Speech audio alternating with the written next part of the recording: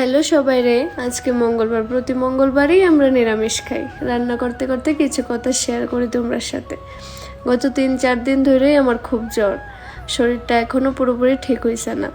আর এই অসুস্থ সময়ে যদি কেউর কথা আমার অনেক বেশি মনে পড়ে, এটা হয়েছে আমার মা। বিয়ের আগে যখন অসুস্থ হইতাম সবসময় মা ওষুধ খাওয়াই দিত, যা যা পছন্দ করতাম গরম গরম রান্না করে সামনে না রাখতো, খাওয়ার লেগে জোরাজুরি করতো। তখন হয়তো এতটা বুঝতাম না, কিন্তু এখন বুঝতেছি যে মায়ের যত্নটা কতটা স্পেশাল আসলো।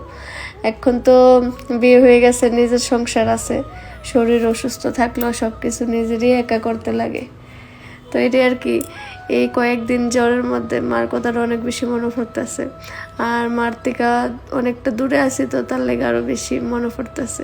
এই পৃথিবীর মধ্যে কেউ যদি নিঃস্বার্থভাবে ভালোবাসে, এটা হইছে মা।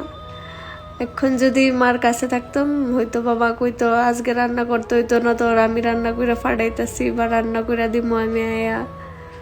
যাই হোক, অসুস্থ হইলেও কিছু করার নাই, নিজের কাজ নিজেরই করতে লাগবো।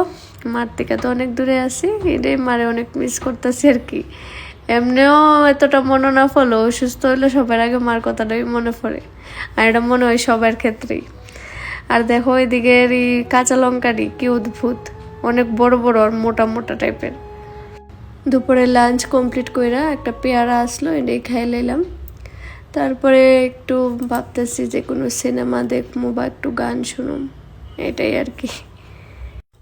চলো আজকের ভিডিওটা এই পর্যন্তই। টাটা, সবাই ভালো থাকবা, সুস্থ থাকবা।